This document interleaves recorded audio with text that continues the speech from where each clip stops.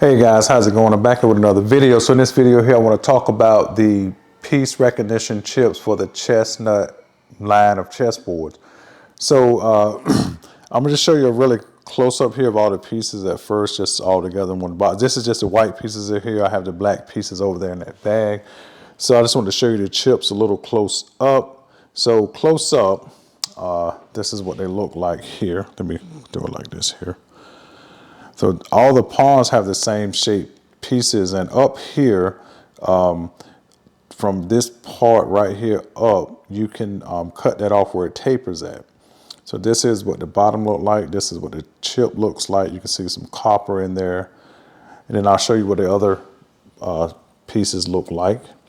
This chip here is representative of everything else: king, queen, bishop, knight, and rook.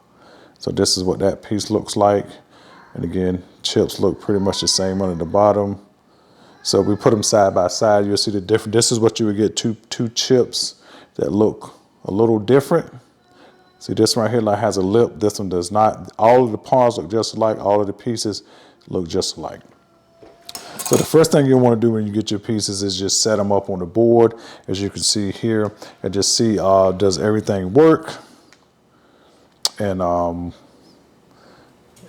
just that's obviously the first thing you're gonna want to do. So then after you do that, wow, all I'm coming, what? I'm getting lucky here. Looks like, wow, that's pretty amazing. Let's see, can we get lucky? Nope, not that time. All right, so just check everything out. Make sure that all the pieces work. That's what we're gonna do. And set the extra queen here, and one thing I'll tell you is this: I got a set of pieces here. I got me some cheap pieces from Amazon, and I'll just show you something quick about them really quick. But what I would recommend is getting you a set that's cheap before you try on a set you really like.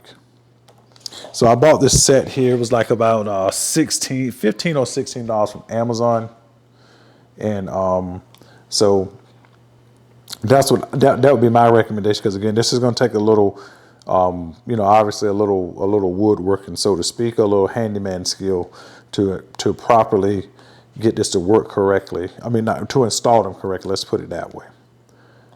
Okay, it's extra queen. Set that there. So it looks like,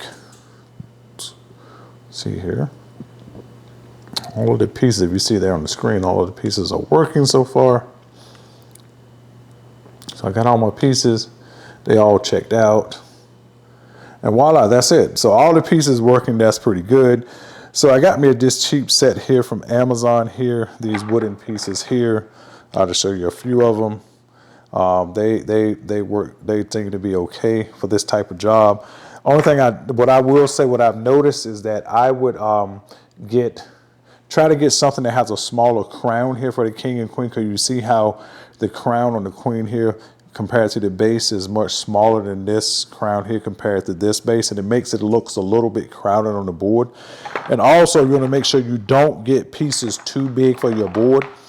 Get pieces, this is how you test that. You set two pieces like this at a diagonal, and you take the bishop and see if you can slide that bishop between those two pieces.